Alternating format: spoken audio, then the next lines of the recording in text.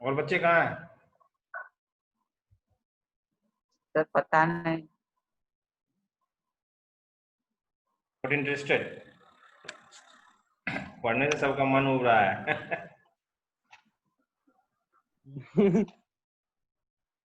ऐसा नहीं है बेटा, पढ़ाई बहुत बड़ी ताकत होती है, पढ़ते रहना है। स्क्रीन दिख रहा है? Yes yes sir. Sir. Just open होने दो, उसका शुरू करते हैं। वेलफेयर इकोनॉमिक्स शुरू करेंगे आज से। Okay sir. पढ़ा है थोड़ा सा कुछ? Yes sir. कुछ पुराना याद हो बताओ। जी। सर अपने साथ साथ दूसरों के बारे में जो कल्याण की बातें। अपने के साथ साथ, यस। पता नहीं पीपीटी क्यों नहीं खुल रहा है भाई।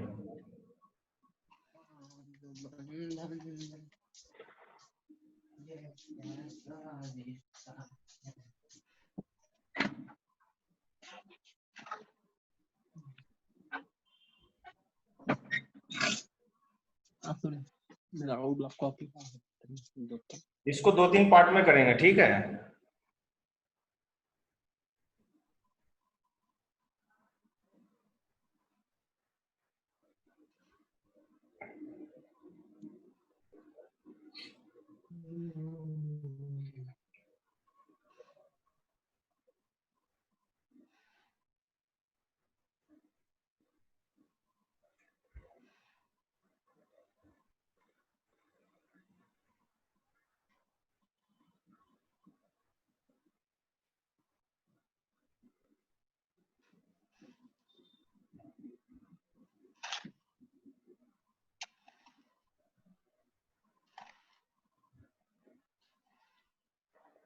चलो ओपन हो रहा है।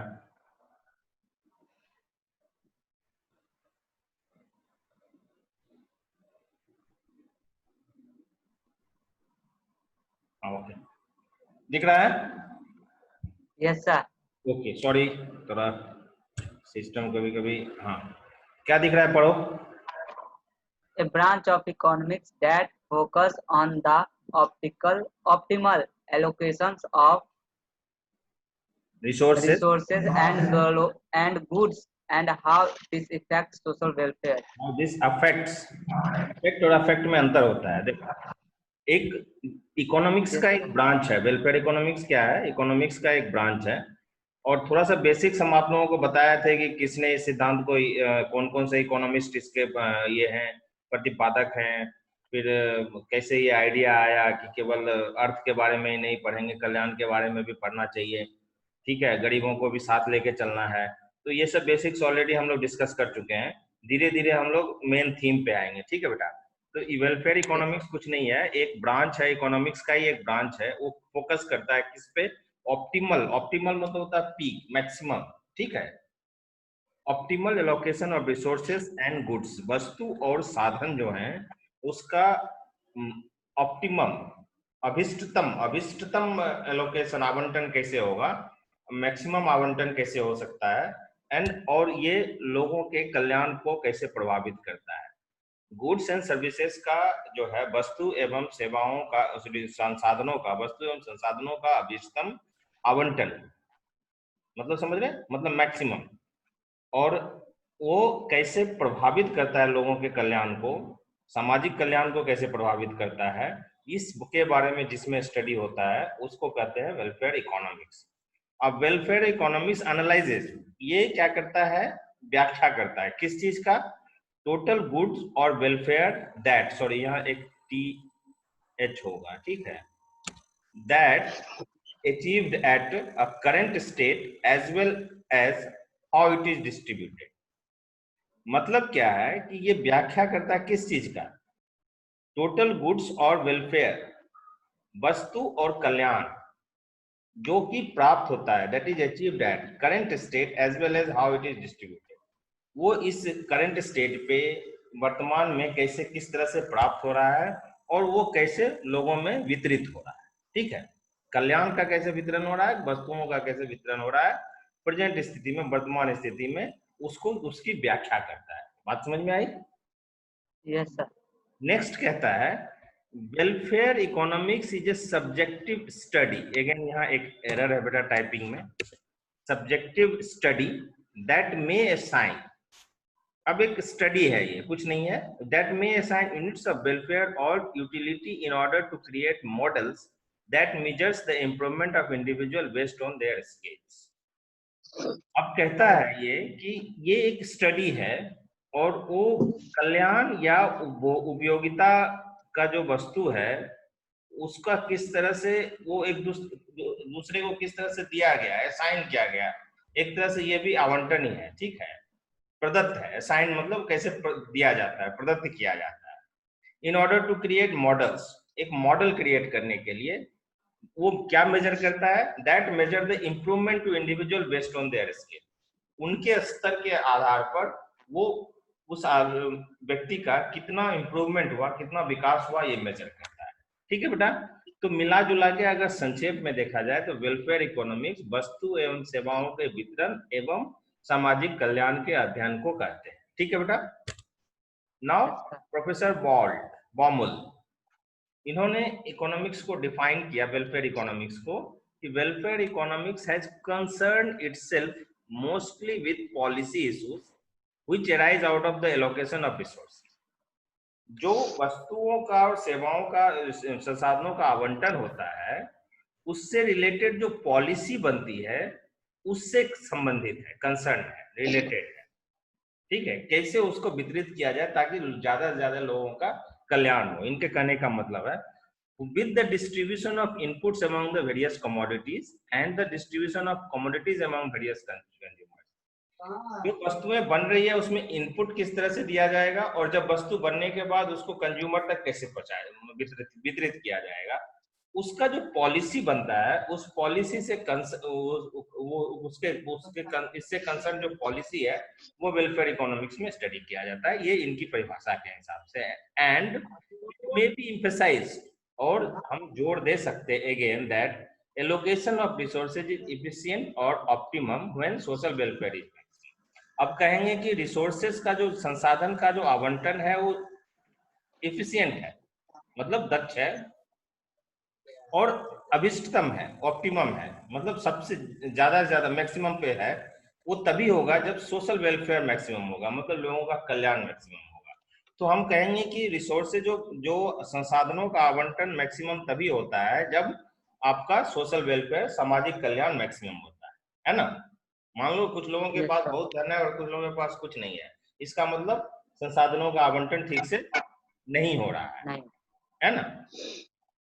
इकोनॉमिस्ट यूज अ क्राइटेरियन, वो लोग क्या करते हैं, अब किसी चीज को मेजर करने के लिए हमको एक स्केल की जरूरत होती है, तो यहां मेजर किया जाता है कि उसको पेरेटो ऑप्टिमैलिटी कहते हैं। ठीक है बेटा, मैक्सिमम रिसोर्स एलोकेशन हो रहा है कि नहीं हो रहा है, मैक्सिमम ऑप्टिमम रिसोर्स एलोकेशन हो रहा है कि नहीं हो रहा है, उसके लिए एक क्राइटेरियन यूज करते हैं, एक पैमाना कह सकते यूज करते हैं, और उसको कहते हैं Pareto optimality criterion for evaluating weather.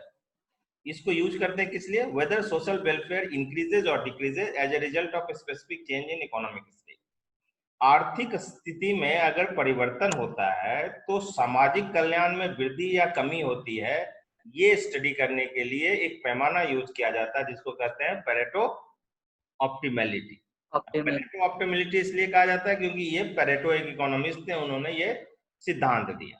ठीक है, अब पेरेटो ऑप्टिमैलिटी पूछेगा आपको कि है क्या, तो पेरेटो एफिशिएंसी और पेरेटो ऑप्टिमैलिटी ये दोनों एक ही चीज है, कंफ्यूज नहीं होना। ठीक है, अगर मान लो पेरेटो एफिशिएंसी दे दिया और आपने पेरेटो ऑप्टिमैलिटी पढ़ा है तो परेशान नहीं होना है, दोनों एक ही चीज है। ठीक है, is a state of allocation of resources, एक स्तर है किस चीज का, संसाधनों के आवंटन का एक स्तर है, in which it is impossible to make one individual better off without making at least one individual worse. ठीक है, ये कहता है ये state of allocation of person which it is impossible to make, बोला कि किसी एक को बेहतर बनाना मुश्किल है ठीक है, किसी एक को बेहतर तो नहीं बना सकते हैं, और without making at least one individual worse off. ठीक है, वर्स ऑफ मतलब होता है उसको उसकी स्थिति का खराब होना, और बेटर ऑफ मतलब होता है उसकी स्थिति का अच्छा होना। हाँ। अब ये क्या है, ये टर्म जो दिया था इन्होंने, विल्फ्रेडो पेरेटो ने 1848 जिनका डेट ऑफ बर्थ है, और सॉरी ईयर ऑफ बर्थ 1923 इनका डिमाइस का है। ये इटालियन इकोनॉमिस्ट थे। ये सब ऑब्जेक्टिव हो जाता है नेट पॉइंट ऑफ व्यू से। इन्होंने यूज किया concept in his study of economic efficiency and income distribution. The concept has applications in life sciences. ये जो ऑप्टिमलिटी, पेरेटो ऑप्टिमलिटी का जो कंसेप्ट दिया, ये विल्फ्रेडो पेरेटो ने दिया, और इसका लाइफ साइंसेस में काफी यूज है। अब इकोनॉमी कोई भी पेरेटो ऑप्टिमल स्टेट होगा when no further change in economy in the economy can make one person better off without at the same time another worse off. अब एक एग्जाम्पल से देखो, ये जो कहा जा रहा है इसको एग्जाम्पल से देखिए। when there are two individuals, मान लीजिए दो आदमी हैं, एक के पास ब्रेड है एंड दूसरे के पास एक चीज है, मतलब चीज का होता ना, क्या कर सकते हो चीज को, जो मिल्क प्रोडक्ट है, चीज का टुकड़ा है उसके पास। Butter sir, butter. हाँ, बटर का ही रिफाइंड फॉर्म होता है, कह सकते हो बटर। Yes sir. तो both can be made better off by exchanging the bread for cheese. ठीक है, अगर ब्रेड और ये क्या कहते हैं चीज दोनों एक्सचेंज करे आपस में, तो दोनों की स्थिति बेहतर हो जाएगी, दोनों के पास दोनों चीज हो जाएगा कि नहीं हो जाएगा, है कि नहीं? Yes sir. तो वीक परेटो ऑफ एफिशिएंसी जो है is a result of a change that makes at least one party better off and doesn't make any other party worse. ठीक है, and strong efficiency is the result of change in allocation in which all dimensions gain. जब एक को better of करने के लिए दूसरा अगर कमजोर होता है, उसकी ये एंड दूसरी पार्टी कमजोर होती है, तो ये that is weak Pareto efficiency. ठीक है, और एक strong Pareto efficiency is the result of a change in allocation in which all dimensions gain. अब आते हैं हम लोग, एक देखते हैं कर्व को। यहाँ क्या कहता है, in a curve below a move from B to C, ठीक है, A to B, A to B, and A to D causes a weak Pareto efficiency. ठीक है, in curve below a move from A to C, A यहाँ है, C यहाँ है। Quantity of butter produced दिखाया है x एक्सिस में, and quantity of guns produced दिखाया है B, सॉरी y एक्सिस में। तो in the curve below move from A to C, or curve below A to C, or from A to any point on CD, causes a strong Pareto efficiency. In the curve below, for A, BC is weak Pareto optimal and CD is a strong Pareto optimal. ठीक है, अब next कहता है same, ये क्या है, more move from A to D creates a strong Pareto efficiency because both products are increasing. A to D, A यहाँ है, D यहाँ है। ठीक है, for the initial state of A moving to any point on curve EF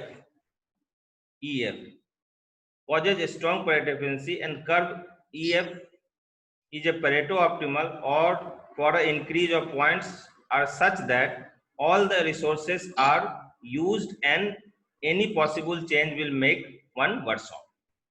ठीक है, ये एक तरह से आपको जब ये 6-7 स्लाइड्स को एक साथ कंबाइन कर लोगे बेटा, एक जगह अभी क्या करना आप, मैं इसको कंप्लीट कर लेता हूँ, फिर आपको आगे हम लोग बात करेंगे। पेरेटो इंप्रूवमेंट क्या है, Pareto improvement is said to have taken place if change is made in the distribution of goods or resources that result in at least one individual being better off than before the changes while not making any other individual worse. Pareto optimality is to be described as any state where no Pareto improvement is possible.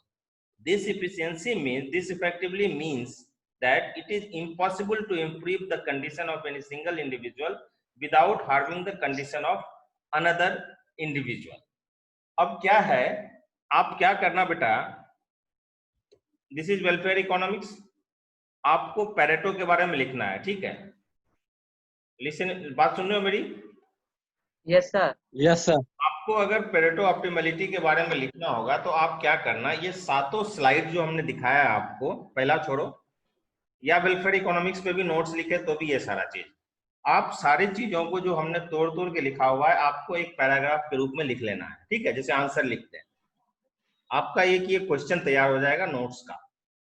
आगे हम आपको example से बताएंगे Pareto optimality क्या है, और एक आध और एग्जाम्पल देंगे, 2-3 एग्जाम्पल देके फर्दर आपको एक्सप्लेन करेंगे नेक्स्ट क्लास में। वेलफेयर इकोनॉमिक्स को आपका सिलेबस हम देख लेते हैं क्या क्या है सिलेबस। मिसलेनियस में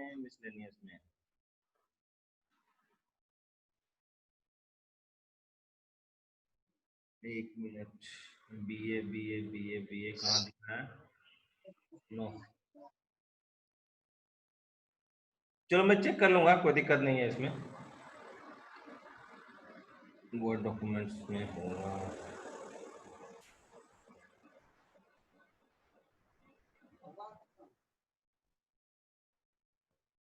सिलेबस दिख रहा है कहीं? नहीं,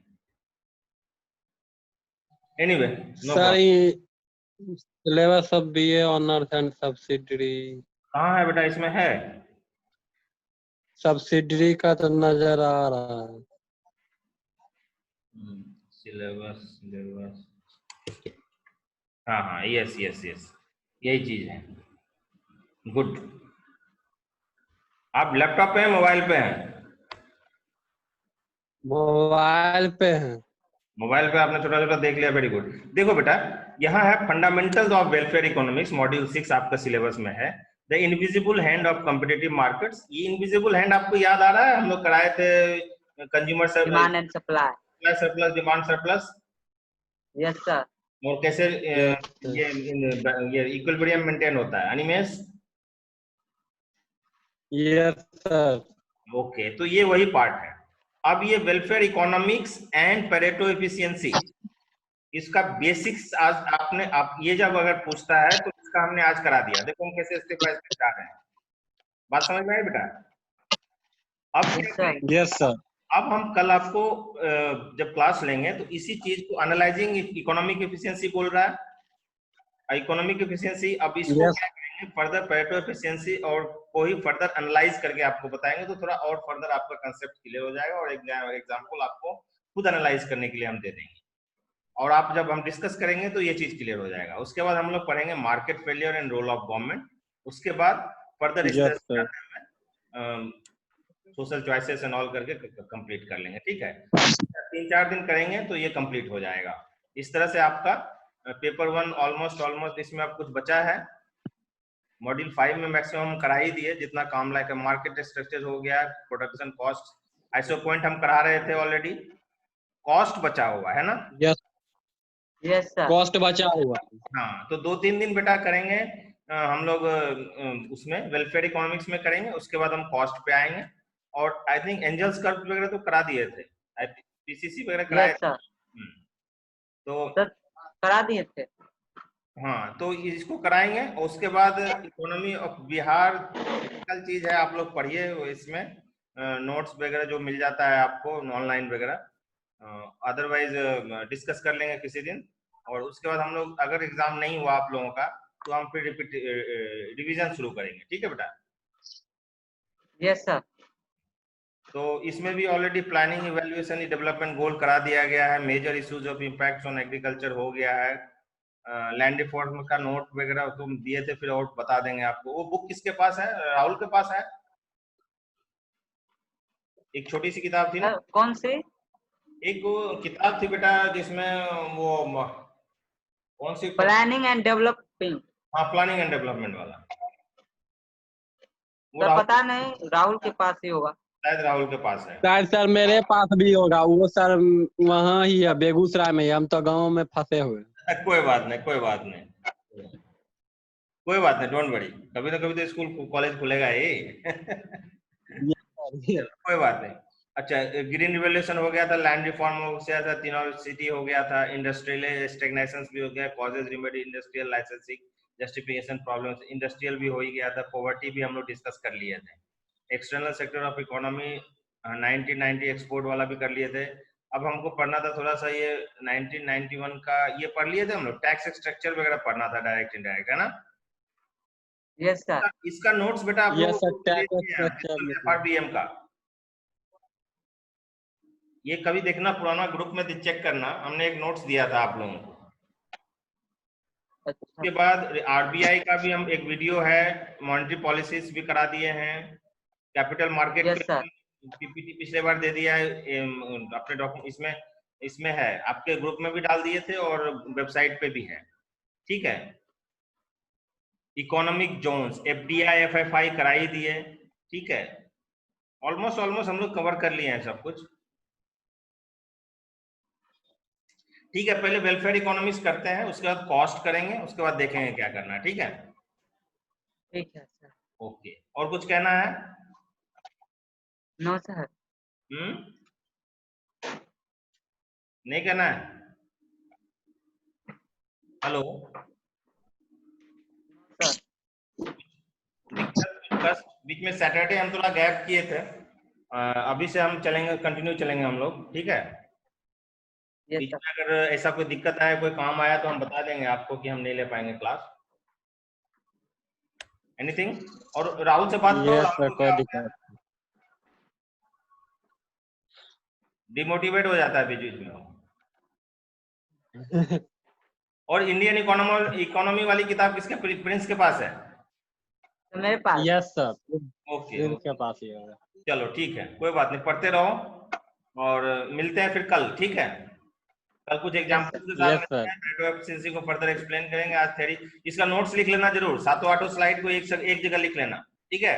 ये मेन लाइन निकाल के हमने यस सर। बनाया हुआ है, इसीलिए हमने इसको PPT के रूप में पढ़ा दिया ताकि इजी रहेगा। आप इसको बढ़िया से एक लाइन में लिख लेना और आराम से रख लेना, मुश्किल से 20-25 लाइन है, आपका एक नोट्स तैयार हो जाएगा, ठीक है बेटा। Yes sir. ओके चलो, यस सर। ठीक है बेटा, bye bye for the day, bye good day. Sir.